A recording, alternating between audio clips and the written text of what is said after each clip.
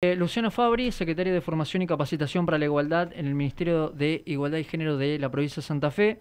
Luciano también es referente en el trabajo contra las resistencias de los varones y tiene a su cargo ni más ni menos que la implementación de la ley Micaela en Santa Fe, entre otras tareas importantes que realiza Luciano, y tuvo la gentileza precisamente de atendernos para reflexionar de lo que está pasando con la adolescencia. Esto no es de ahora, pero digo, ¿por qué van en manada? ¿Qué está pasando? Papá, mamá, en casa, ¿qué puede hacer? Bueno, me parece que va a ser un viaje interesante para abordar este tema. Luciano, ¿cómo andas? Buenas tardes. Martín Esperatic en Solplay. ¿Qué tal, Martín? ¿Cómo te va? Buenas tardes. Buenas tardes. Tema Fernando Báez Sosa, tema Jesús María ayer, esto que comentaba Pablo en el Hortondo, de jovencitas también linchándose. Contanos, ¿qué está pasando desde tu perspectiva? Bueno, en principio, un poco lo que yo compartía en redes, que fue generando interés, digamos, de poder profundizar en alguna de estas comunicaciones, tiene que ver con poder introducir la variable de la perspectiva de género y masculinidades en el caso del asesinato de Fernando, algo que en su momento, digamos, cuando conocimos la noticia, intentamos empezar a debatir, porque frecuentemente sucede que si no hay una mujer o una disidencia sexual tanto víctima del ejercicio de la violencia, se supone que no es necesario mirarla desde la perspectiva de género, ¿no? Un poco por esta idea más de sentido común, de que género es sinónimo de mujer o diversidad y que los varones no tendríamos género.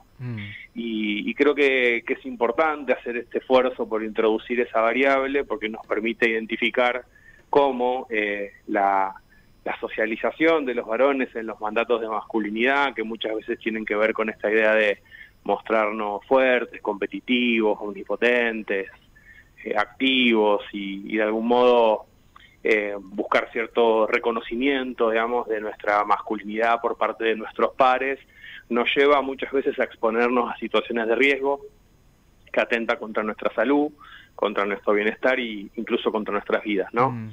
Y entendemos que en este ejercicio grupal de la violencia que se identifica en el caso del homicidio de Fernando, hay elementos que nos llevan a pensar que esos mandatos de masculinidad estuvieron operando fuertemente y que la imposibilidad de traicionarlos, ¿no?, de ponerlos en cuestión por parte de muchos varones, incluso no estando de acuerdo con ciertas prácticas, pero siguiendo el comportamiento grupal para no quedar por fuera. O la manada, que siga la manada, sí.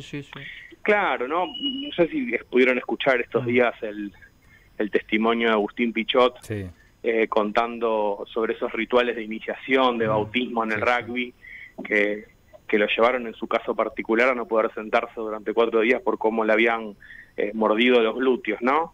Ante las risas de todos sus compañeros en el colectivo que los transportaba, digamos, a jugar.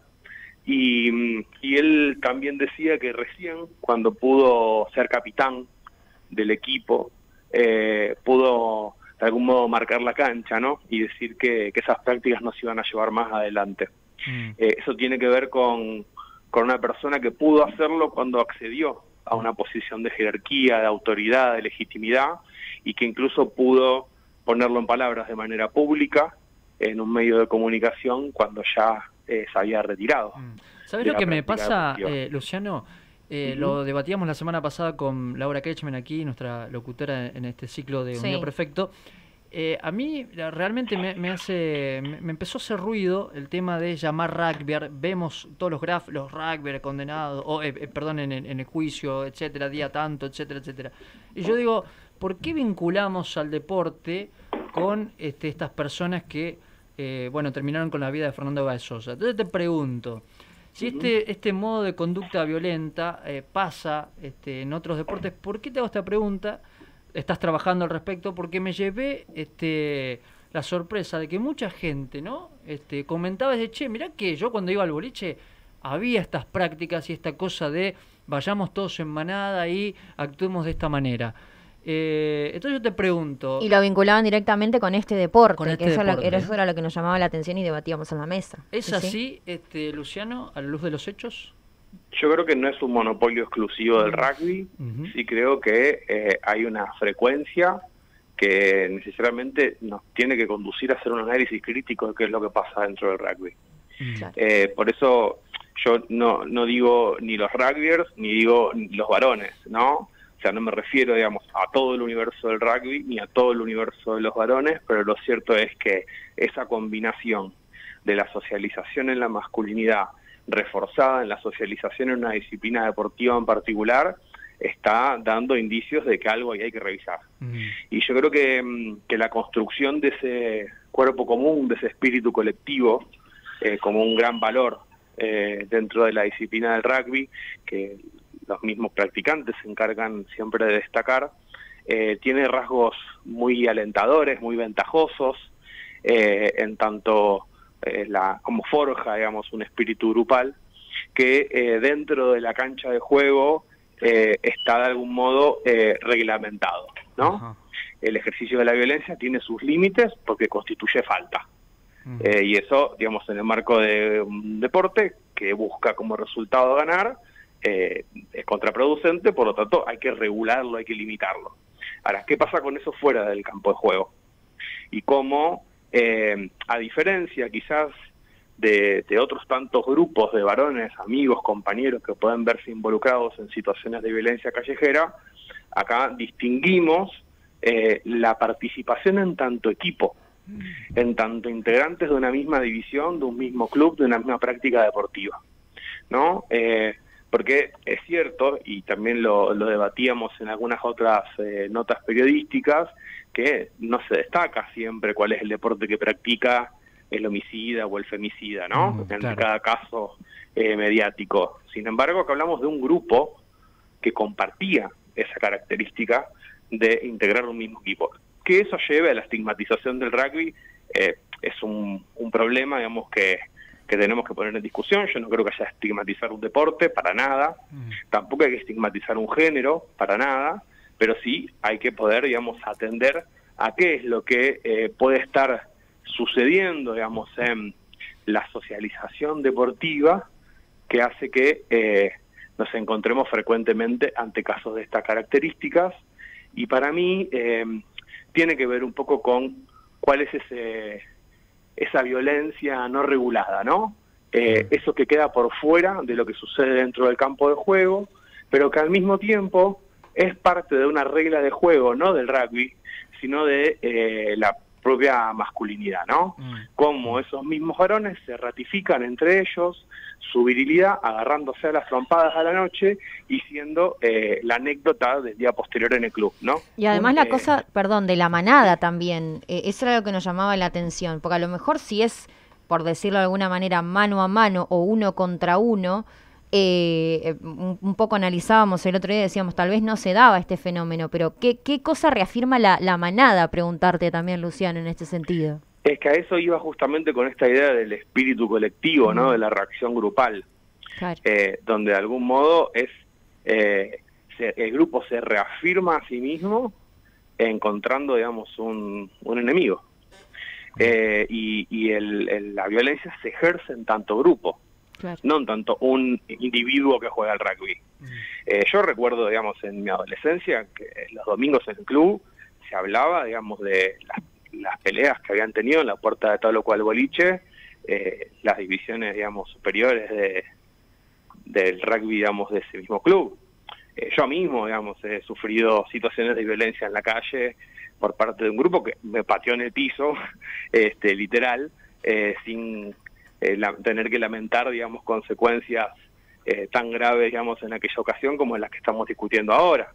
Entonces, digo, me parece que tenemos que poder reflexionar sobre cuáles son aquellos elementos que, a diferencia de lo que esperamos del deporte, ¿no? Que incluye, que recrea, digamos, que genera un espacio de socialización, de construcción de lazos, de amistad, y que eso lo queremos seguir resaltando. De hecho, el gobierno de la provincia hace mucho en ese sentido por la apuesta, digamos, al deporte como una herramienta de inclusión y de contención de las infancias y de las adolescencias y juventudes, pero claramente tenemos que poder también revisar cuáles son los patrones de reproducción de lógicas de violencia, en este caso desde una perspectiva de género y masculinidades, que tenemos que seguir responsabilizándonos en erradicar, y la reacción defensiva de están estigmatizando el rugby es tan poco productiva como la reacción de los varones cuando decimos están estigmatizando a todos los varones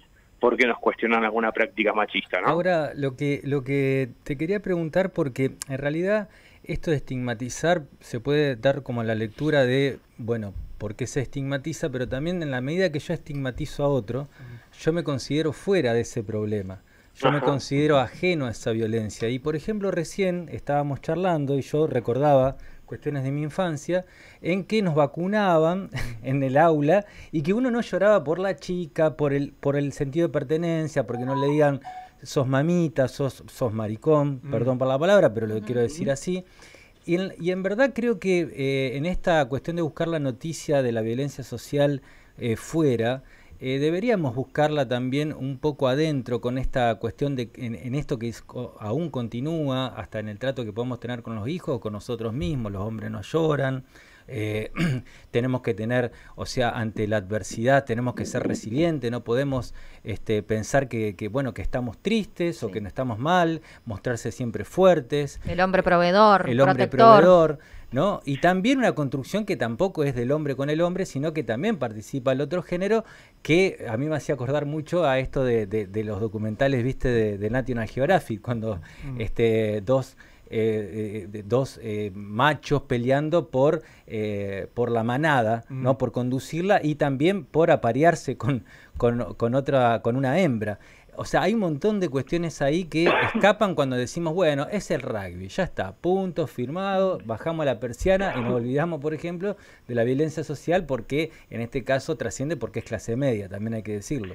Claro, no, exactamente, yo creo que quedamos en la tecla cuando hacemos de esta pregunta una pregunta propia, ¿no? Claro. Una pregunta por en qué medida yo, en qué medida nosotros, en mi ámbito, podemos estar reproduciendo algún tipo de violencia de estas características o de otras características en el sentido de que se presenten menos explícitas, digamos, menos crueles como las de este caso, pero no por ello menos preocupantes, porque de algún modo llegás a eso. Esto es la punta de un iceberg, claro, cuya base también tenemos que poder ver y problematizar. Lo mismo que nos pasa con los femicidios o con las violaciones, que sabemos que son manifestaciones extremas de modalidades de violencia mucho más cotidianas, sutiles, imperceptibles, que si siempre nos quedamos observando, digamos, su manifestación más cruel, probablemente naturalicemos todas las manifestaciones que llevan o que después derivan o conducen a esa violencia más cruel. Imaginémonos que en el tratamiento mediático, y por eso también es importante poder dialogar esto con ustedes, que son periodistas, comunicadores, trabajadores de prensa, se alentó mucho la idea de la bestialidad o la monstruosidad de quienes fueron, digamos, los victimarios de Fernando, y creo que eso es justamente lo que lleva, digamos, es a que nos distanciemos del problema, claro, ¿no? A que digamos que es una especie de evento extraordinario, bestial y monstruoso, y no que fue cometido por humanos, varones, veinteañeros, de clase media, jugadores de rugby, que evidentemente han creído que podían hacer lo que hicieron y salir impunes. Y creo que de algún modo todo esto que estamos dialogando, y muchas oportunidades en estos días con diferentes compañeros en espacios radiales, cuando me introducían, hacían la introducción y charlábamos al respecto, todos recordaban, ¿no? Y yo la verdad que cuando salía también pasaba esto, y no recuerdo nunca haberme metido a separar, y no recuerdo haberle dicho a mis amigos que esto no daba, y recuerdo haber contado al otro día en la escuela, o cuando pasé a primer año, era común que los de quinto nos pegaran. Sí.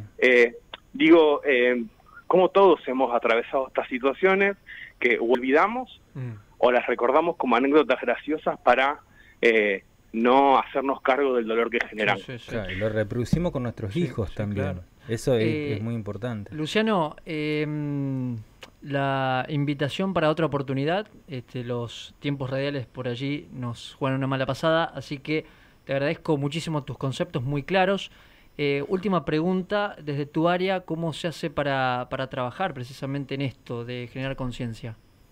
Bueno, venimos trabajando tanto en la implementación de la ley Micaela, que ustedes saben tiene a sujetos obligados por ley, que son los agentes de la administración pública provincial, pero también a sujetos no obligados. Hemos hecho algunos talleres con trabajadores de prensa, con ustedes también, pero lo hemos también hecho con clubes, con sindicatos, con diferentes tipos de asociaciones civiles, entre las que están, digamos, justamente las instituciones deportivas. Ya más de 50 clubes han recibido esta capacitación en género, diversidad y prevención de las violencias, y eso se complementa con todas las acciones del programa Masculinidades por la Igualdad, que ya específicamente convoca a los varones a talleres de reflexión para charlar sobre todo esto que estuvimos conversando. Muy bien. Luciano, un gusto, muchas gracias y que tengas una excelente tarde. Muchas gracias a ustedes, les dejo un abrazo. Bueno, Luciano Fabri, con nosotros, es secretario de Formación y Capacitación para la Igualdad en el Ministerio de Igualdad y Género de Santa Fe.